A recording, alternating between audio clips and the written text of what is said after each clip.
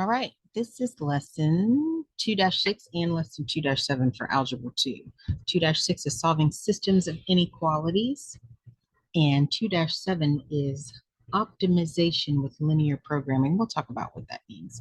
So today's goal is to solve systems of linear inequalities in two variables. We've graphed inequalities before, and we've solved systems of equations. So it's kind of the same thing, except it's just inequalities. So there's a shaded region, okay?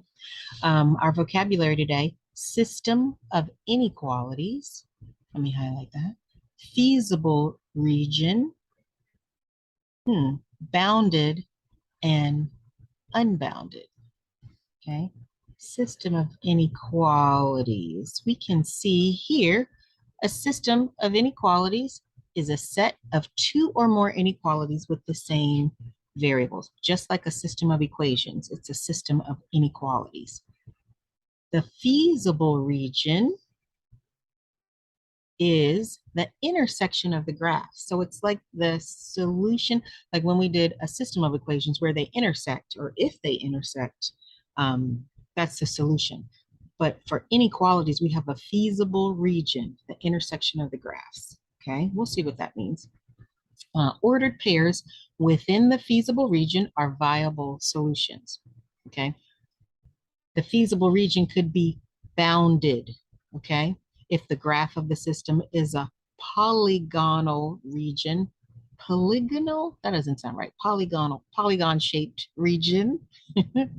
Or unbounded if it forms a region that's open. And we'll see what that looks like. Okay, so system of inequalities, feasible region, bounded, and unbounded. Okay, so this is a short lesson. When we solve a system of inequalities, two steps, right? Step 1 and step 2. First, we graph each inequality by graphing the related equation, right? That's just like graphing a system of equations, right? And we've done that before. So we graph each inequality, right, by graphing the related equation. And then we shade the correct region. Because remember, if it's less than or greater than, we have to shade the right area. Then for step 2, we identify the feasible region that's shaded for all the inequalities. That represents the solution set, okay? So with a system of equations, wherever they meet, that's the solution. For a system of inequalities, the common regions is the solution, okay? All the points within that common region, that feasible region, are solutions, okay? So let's take a look at an example. This is an unbounded region, unbounded region. So the shape isn't going to make a polygon. It's going to be sort of open on one end. Okay, so solve the system of inequalities. So we have two inequalities. Y is less than or equal to 4x minus 3, and negative 2y is greater than x. Okay, so first I want to graph inequality 1. Okay, we'll do that in red. Okay. So so first I want to graph it, just the boundary line, right? So if this was y equals 4x minus 3, okay? If I'm using my slope-intercept form, I know my y-intercept is negative 3, right? That's y-axis, x-axis, negative 3. And my slope is 4. So from this point, rise 4, run 1, 1, 2, 3, 4, and run 1. Okay, that's the graph of my, that's my boundary line. So let me make a straight line. Draw my straight line. Let's see. Okay, that looks pretty good. I want to make sure my slope is looking good. I need to go all the way down there. And then on the other end, that's a little raggedy looking, huh? 4. Well, that looks pretty good, huh? 1, 2, 3, 4. No, 1. Right there. Okay. Then let's graph oh, wait a minute, it's y is less than or equal to 4x minus 3. Which side of this is going to be shaded? Thinking y is less than the bottom side. So let's shade that a little bit, okay? Let's pick a nice light color. Let's do light yellow, so it's going to be this side for right now, so that whole side. Then let's graph the second inequality. Let's do that in this blue color, okay? Negative 2y, let's graph this boundary line first, equals x. So if x is 0, y is 0. There's 1 point on my line. If x is 1, y is negative 2. 1, negative 2. If x is negative 1, y is 2. So what I'm doing is kind of making a table for this, right? X, Y, just so I can get some points for my line, right? I just pick some points. If X is 0, Y is 0. If X is 1, right? Y is negative, if X is 1, oh, I messed that up. It's not negative 2. If it's Y is 1, X is negative 2. Y is 1. Messed up my points. I even rehearsed this time ahead of time. So my video wouldn't be real long. Okay, if y is 1, x is negative 2. What if y is 2, x is negative 4? I want to get some on this side, on the right side. So what if y is negative? What if y is negative 1, x would be 2? Okay, that's what I want to do. So 0, 0, negative 2, comma 1, negative 4, comma 2, and 2, comma, negative 1. There's my line. All right, let me draw my line. Oh, I can do, oh, look at this. I'm learning all kinds of stuff. Look at that. Will it extend all the way? Oh, I wanted to go long. Can I drag it? Not really. Okay, that didn't go like I wanted it to go, but that's okay. All right, so that's my second line. Now, where are they both? What shaded region are they both the same? Okay, so for my second one, negative 2y is greater than x. For my blue line, is it underneath or on top? I'm not sure. Let me pick a sample point. Let's pick 3, negative 3. This little point right here. And let's see if that's in the shaded region. 3, negative 3. So 3, negative 3. Is 6 greater than 3? Yes. So it's this side of my line. So let me shade that. So it's going to be this side of this line. Now, where are they both shaded? What area? It's going to be right in here. This whole area is common to both until infinity because it's unbounded, right? It doesn't make a polygon. It's unbounded. Everything in there, that's what, right? You get it. Everything in here is my solution, okay? So any point in there is a solution. So if I pick a point, let's say, let me change my color. If I pick a point 2, negative 3, right there. Is that a solution to both? Well, let's see. 2, negative 3. 4 times 2 is 8, minus 3 is 5. Is negative 3 less than 5? Check. 2, negative 3. Negative 3. Is 6 greater than 2? Check. It's a solution to both. Everything in this region. Everything, my lines are raggedy. Everything in that region, but it's unbounded, so it can go all the way down all these points. All right, I think we get the idea. Yes, I'm having a little fun with the marker. There's no crime in that. All right.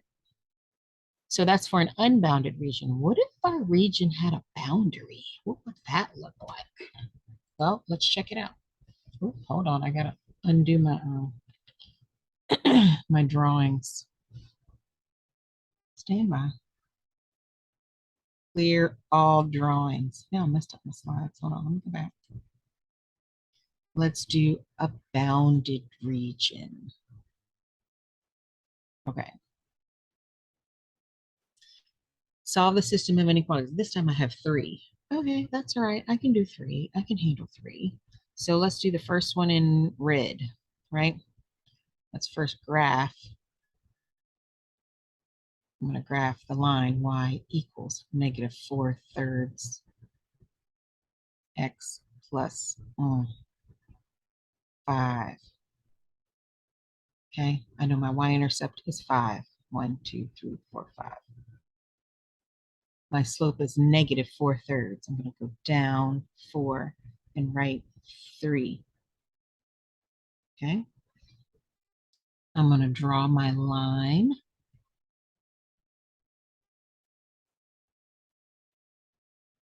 Draw my line.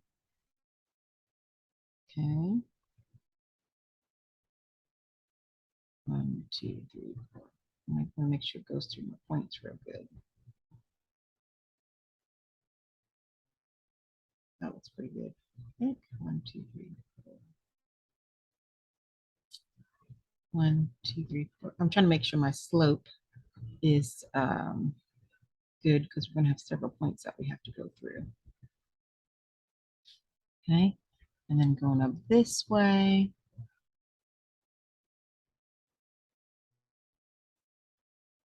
There we go. That looks good. All right. Oh, wait a minute. This is less than. So which side of this line is going to be shaded? This side over here, right? And also, this line shouldn't be a solid line, right? Because it's less than. So I'm going to make it dashed. Whoops, I didn't mean to do that. My plan is to erase just little parts of it. I don't know if that's possible. Can I make that dashed? I want to just erase little pieces, not the whole line. Okay, here's what I'm going to do. I'm going to do little pieces in a different color. Oh, watch this. I'm going to draw a little white mark. Oh, look at that. Fancy. So that'll make it dashed. I'm just making little white marks. Fancy. Not really. It's not fancy. But we know that's dashed because it does not include the points on that line. Okay. Let's do the next one in a purpley color. Y equals x minus 2. I know my y-intercept is -2 right there. My slope is just 1. So I'm going to have points like this. Right? Draw my line. Oops, that's not a straight line. Let me draw a straight line. There we go. Straight line. Cool. Okay. This time y is greater than or equal to. So which side of the line is that going to be? That's going to be above the line. Let me just do a little shading, right? Just to make sure I know which side of the line I'm looking at. It's going to be above this line. Okay. Then for our third one, let's do green. Okay. X is greater than 1. Oh, well, if x equals 1, it's just right here, right? Straight up and down. Okay. So let's draw my straight line.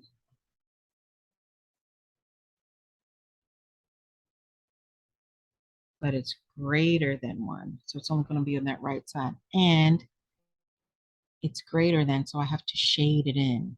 I wish I could make my eraser be fancy and just do little pieces instead of the whole line. That's okay. I'll do my little white marks. Draw. Let's see. Okay. We get the idea. It's shaded. That didn't really work that well. Kind of. It's a highlighter. Okay, so I've got all three of them graphed. Now, what area is common to all three? Can you tell?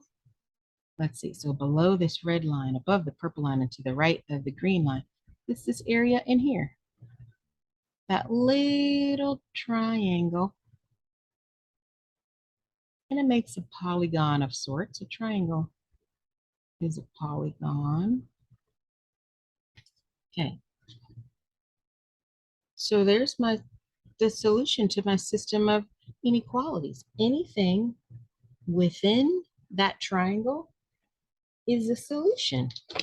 So any point in there is a solution. And you can test points outside of the 3 points to make sure that they're not a solution, just to kind of check your work.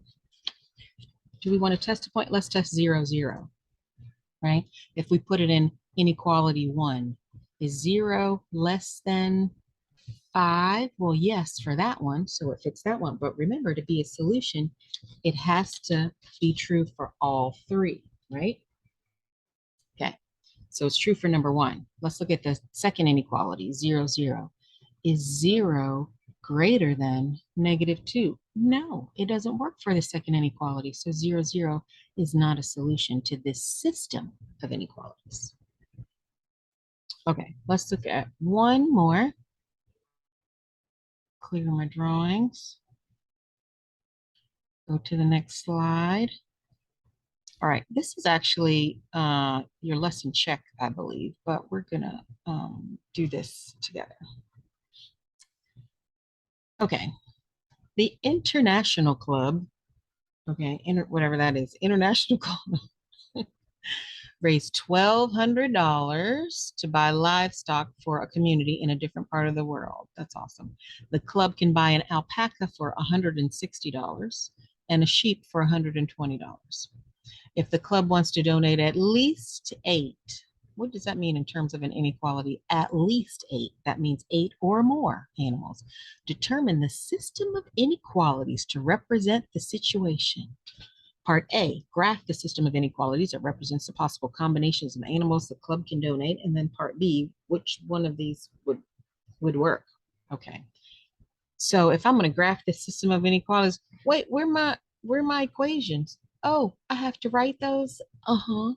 Well, let's look at our story. Okay. Let's say, define our variables. Let's say A is alpacas.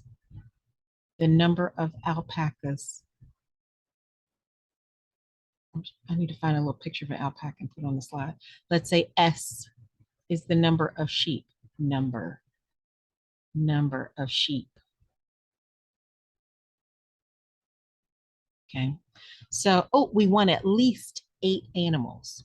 So if we add those up, the number of alpacas plus the number of sheep have to be at least 8. Is that less than or equal to 8 or greater than or equal to 8? At least 8. It can be more than 8. All right. Now let's look at the money. They have $1,200, so they can't spend any more than $1,200. Okay, they can buy an alpaca for $160. So the cost for all the alpacas is going to be $160 times the number of alpacas, A, plus how much are sheep? $120, plus $120 for each sheep, 120S, has to be $1,200 or less. So it's less than or equal to 1,200. There's my system of equations. So let's do some graphing. Let's say this is alpacas. Alpacas on my x-axis, and sheep. Sheep is on my y-axis. Sheep, I can't write sideways. Sheep, okay? Starting at 0. So a plus s can be greater than or equal to 8. So let's do first a plus s is 8. But I can use my slope and my y-intercept, right? If or my x-intercept and y-intercept. If a is 0, what's s? 8. 1, 2, 3, 4, 5, 6, 7, 8. Here's my first point. What about my x-intercept or my a-intercept? If S is 0, then A is 8. Okay. 1, 2, 3, 4, 5, 6, 7, 8. Okay. So 8 alpacas, 0 sheep. 8 sheep, 0 alpacas. If it were equal, because first I'm doing my boundary line, remember? All right, let me draw my line.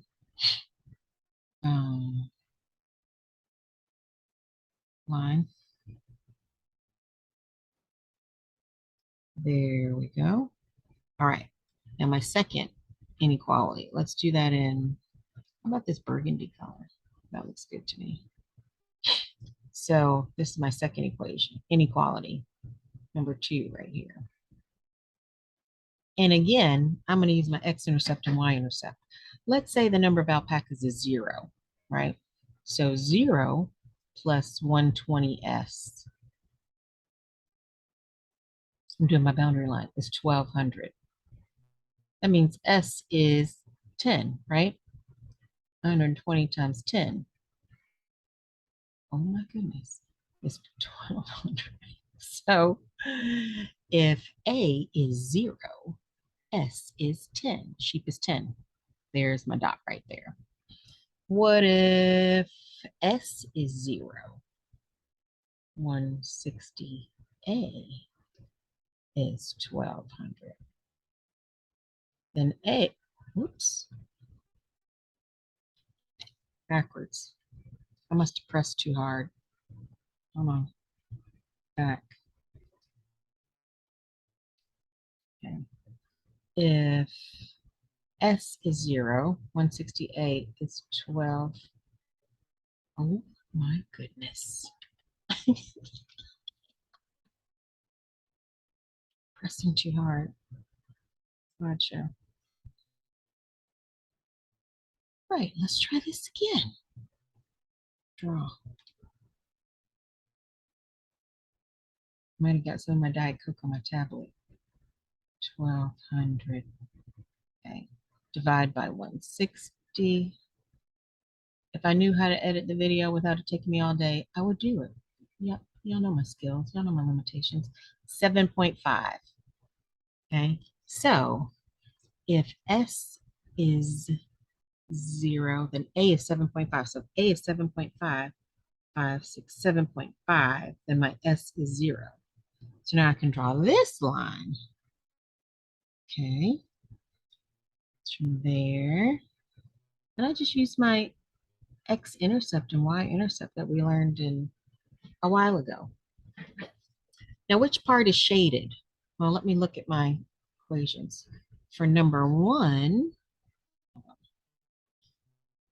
for the first one, this one right here, a plus s, the pink line is greater than or equal to 8, so it's above this line.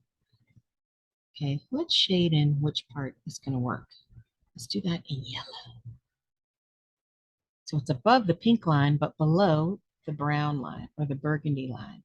So this area in here is a solution to my system of equations. But now I can I draw that skinny? Can I get it all the way down there? No. So let's see which one of the, not this part down here at the bottom, only where it's above the pink line and below the burgundy line. Okay. So now let's look at our questions down here. Can I do 0 alpacas and 10 sheep? Where would that be? 0 alpacas and 10 sheep. Yeah, I can do that. Where's that point? 0 alpacas and 10 sheep. That's right there. A little heart. Can I do 1 alpaca and 8 sheep? 1 alpaca and 8 sheep. Where does that go? That's right there. Yay, that works. With a little heart.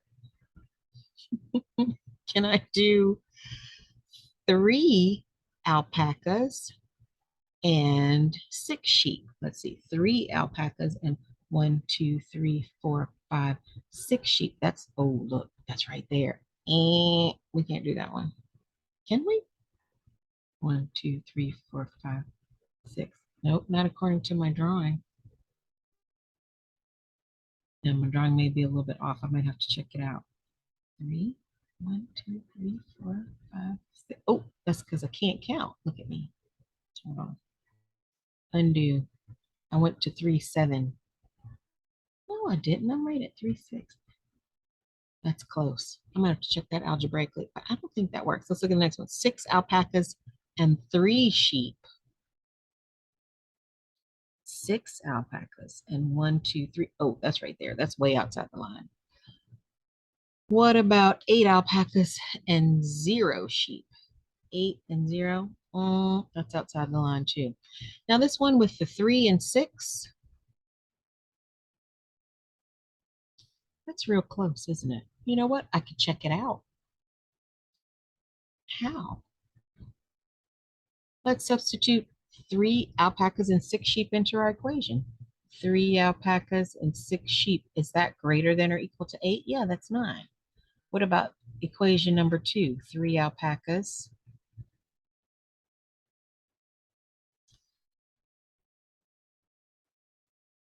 See how I stayed calm right there?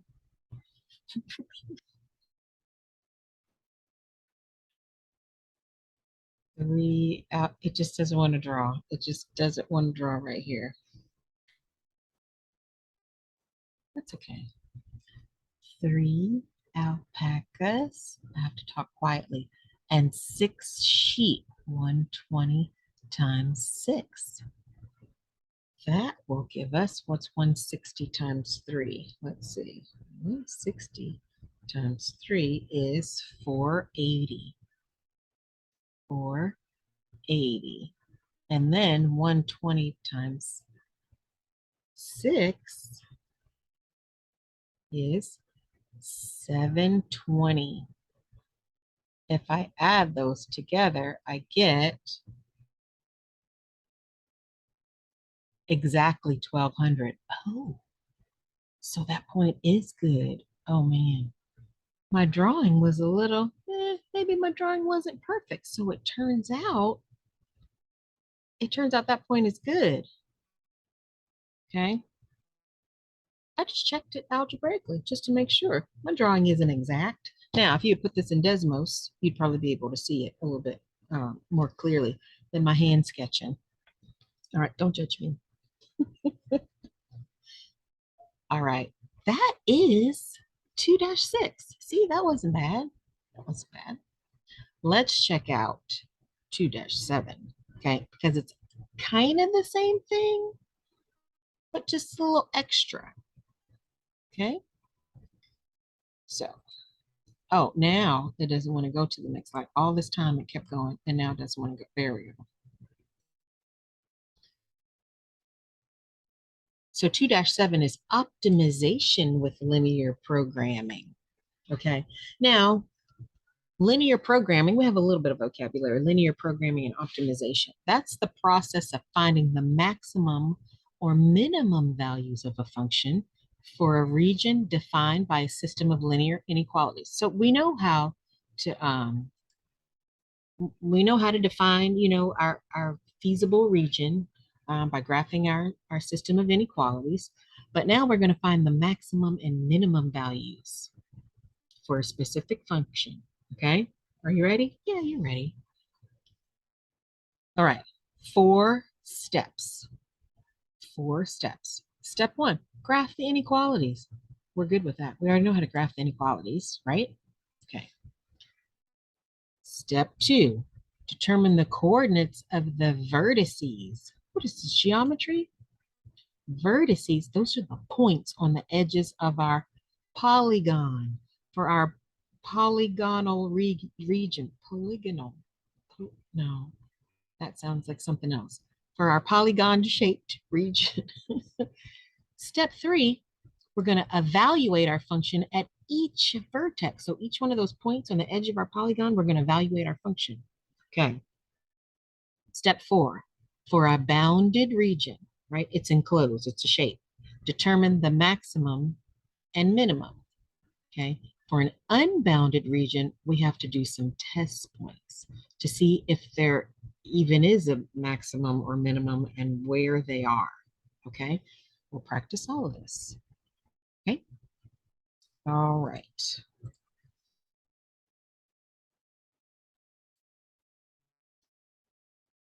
Allow me to clear my drawings. Graph the system of equalities.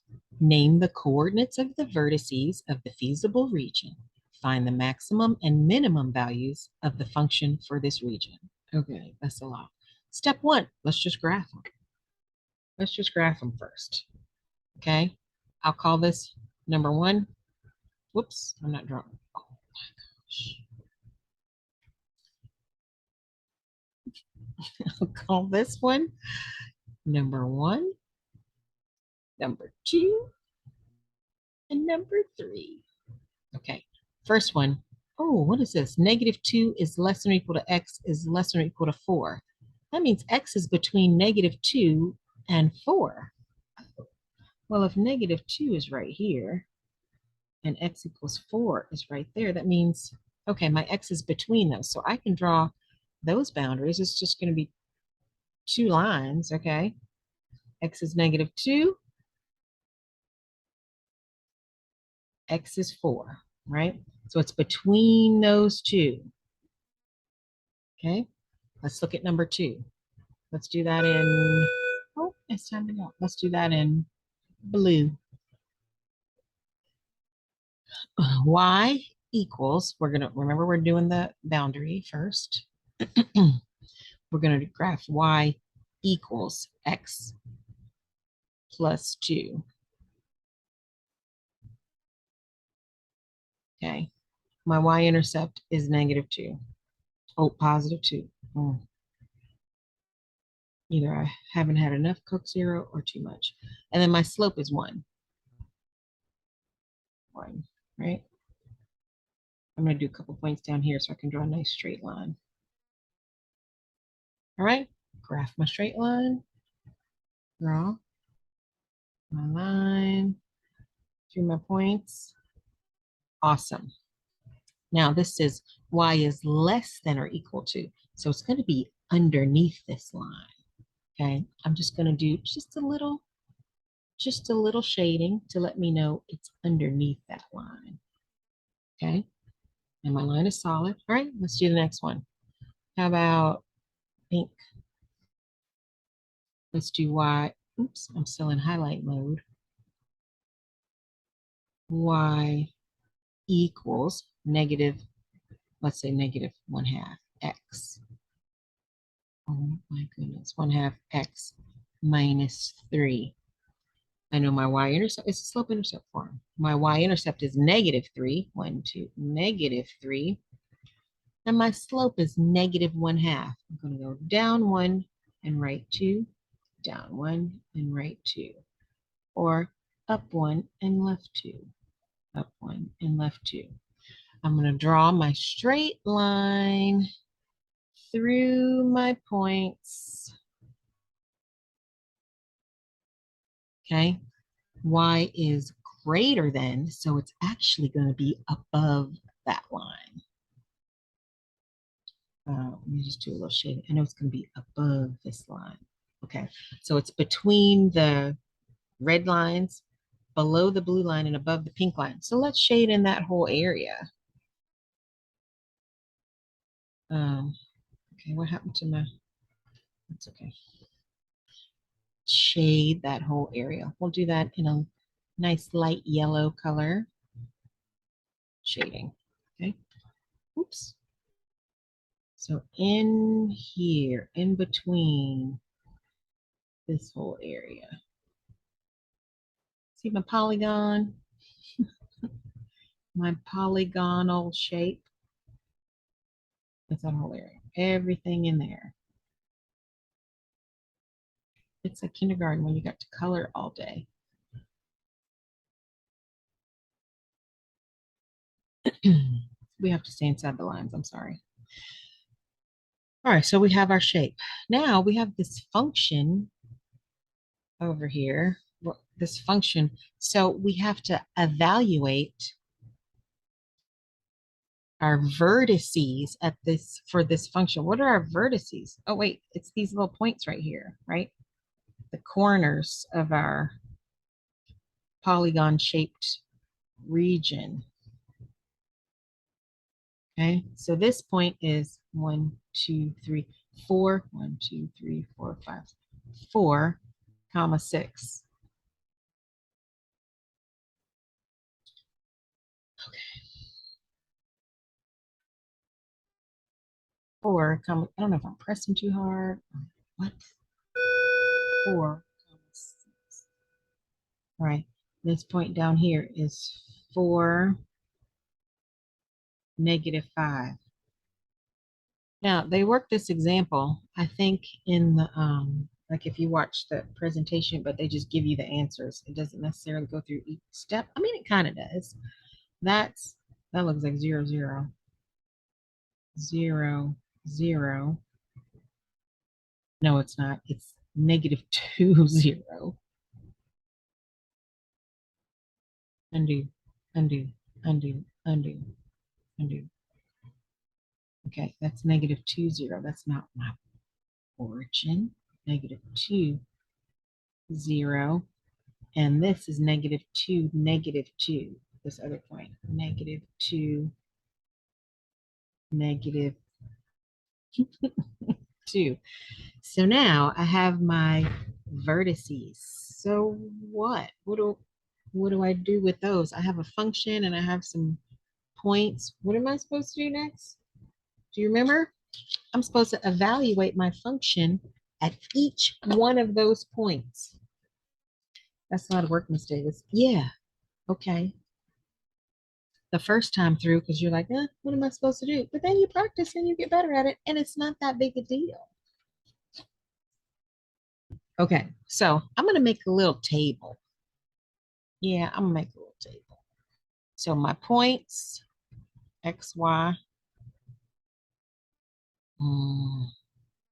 point, my function, negative 2x plus 6y, and then like the value of f of x, y. Okay, so make a little table. All right, so let's do our points. I'll start with negative 2, negative 2, negative 2, 0, 4, negative 5, and 4, comma 6. All right, I've got to evaluate it at each one of these points. Negative 2 times negative 2, I'm going to just write it out. Negative 2 times negative 2 plus 6, y is negative 2r. Y is 4 minus 12 is negative 8. Okay. Next one, negative 2x plus 6 times y, 0, is 4 plus 0, 4. Negative 2 times my x is 4 plus 6 times negative 5 is negative 8 minus 30 is negative 38. Finally, negative 2 times 4 plus 6 times 6 is negative 8 plus 36 is 28. That is 28. Okay. Ooh, can we find the maximum and the minimum? That's the max right there. Oh, let me do my little star. Hold on. There's the maximum. Ah. Where's the minimum? Negative 38. Right there. Okay, so the maximum value is 28 at point 4 comma 6. The minimum value of my function is of my system of inequalities is negative 38 and it's at point 4 comma negative 5. Not too bad. It's just we're just adding, multiplying, a little drawing. Okay. All right. Let's try one for an unbounded region because then we have to kind of pick a point and see if it works. Okay, now it doesn't want to go to the next slide. Hold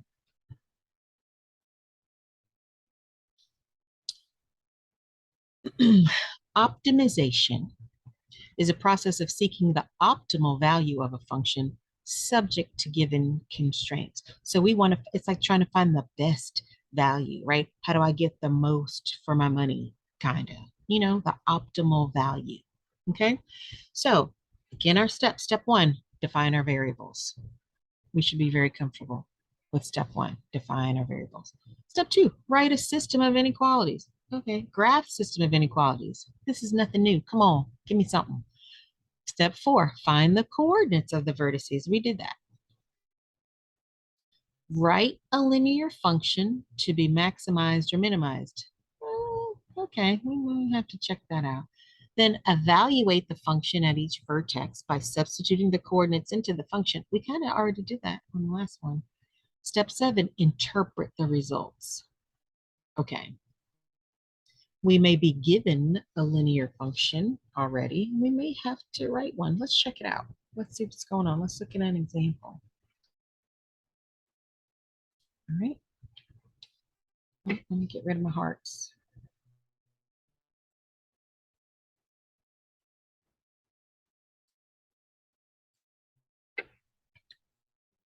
Okay. Doesn't want to go to the next slide because I don't know.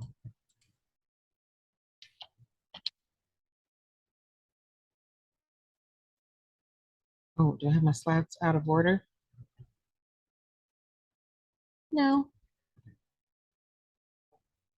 Let's look at an example from our textbook or from the presentation. Okay.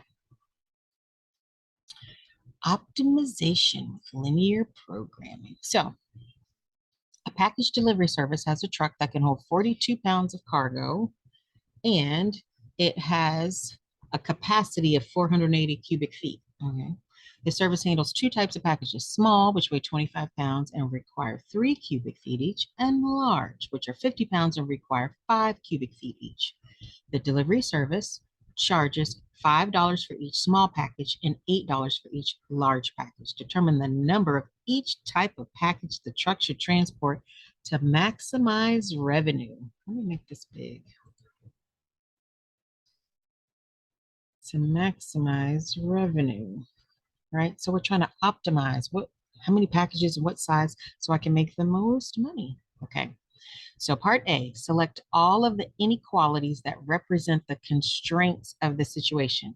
Let X be the number of small packages and Y be the number of large packages. Okay, so, we can have how many small packages? Any constraints? Small are 25 pounds and 3 cubic feet. Okay. Oh, hold on. We might need to do some figuring, huh? So if we have a constraint with the number of pounds and with the space allowed, there's only a certain amount of small packages and large packages we can have. So we might need to figure that out. All right. Small packages weigh 25 pounds. Okay. We can only hold 4,200 pounds of cargo. How many small packages is that according to weight? So 25 times the number of small packages has to be less than or equal to 4,200. Okay.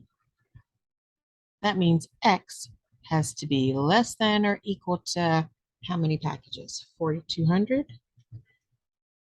divided by 25 is 168. Okay, 168 packages by weight. What about cubic feet?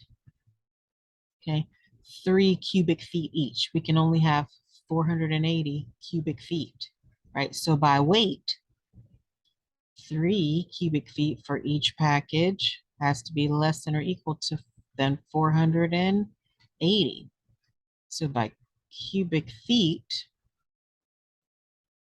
we're limited to how many packages? Divided by 3, divided by 3. Oh my gosh, x is less than or equal to 160 packages. So by volume, I'm limited to 160 packages, small packages. Okay, well, let's see. My drawing is still here.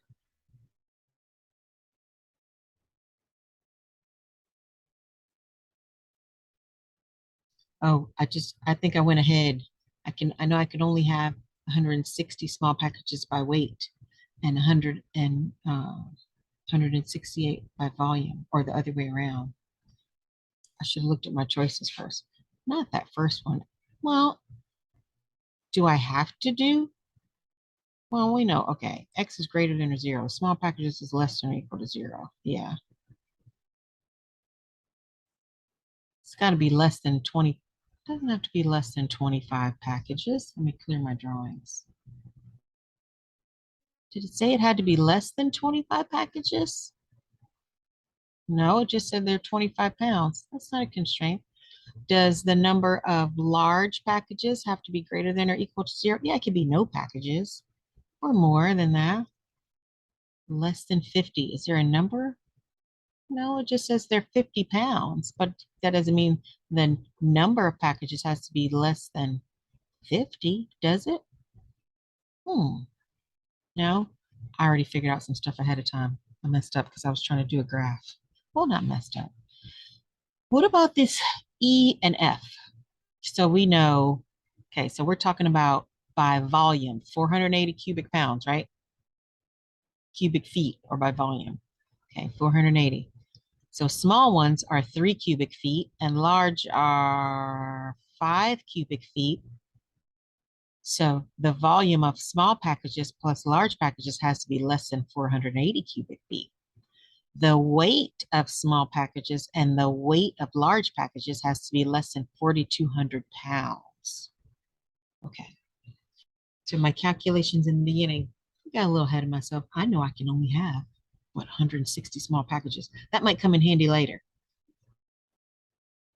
Okay. Okay. Select the graph of the feasible region. Oh, they already gave us the graphs. I was pretending like this was an ACT question and I had to figure it out myself. Let's see. Okay. We already know we can't have any more than 160 small packages. We already figured that out, right? Okay. Large packages. Ooh. If we had 0 small packages, how many large packages could we have? By weight or by volume. Let's see, 480 cubic feet and large packages are 5 cubic feet. So what's 480 divided by 5? That tells us how many large packages we could have by weight. Okay, so 480 divided by 5 pounds for each large package. That's telling us we can only have 96 large packages by volume. All right, let's check it out. I wish this would have cut off it on one page. 96 by volume. Okay. So it should look like, okay, 160 small packages. Oh, wait a minute. We have to figure out large packages by weight. Oh boy, hold on. Okay.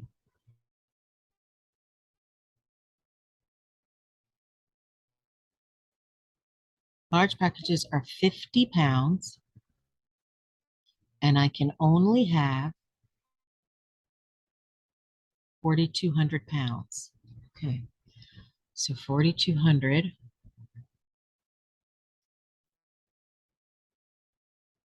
divided by 50 will tell me how many large packages I can have.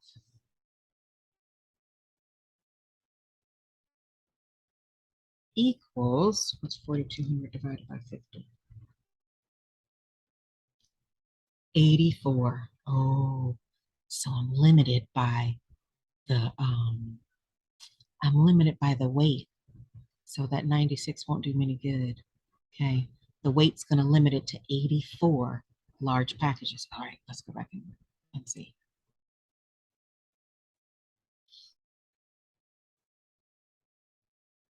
Okay. So I can only have 84 large packages. Okay. So small packages is 0. Large packages is 84. I'm looking at graph A. That looks pretty good so far. Okay. It's got to be less than that, right? Okay. Um, by volume, small packages was 160. I can't have any more than 160 packages, small packages. Okay. So if I have 160 small packages, no large packages. It's got to be less than that. I think A is looking pretty good, right? It's got to be less than 84 packages and less than 106 large packages and less than 160 small packages.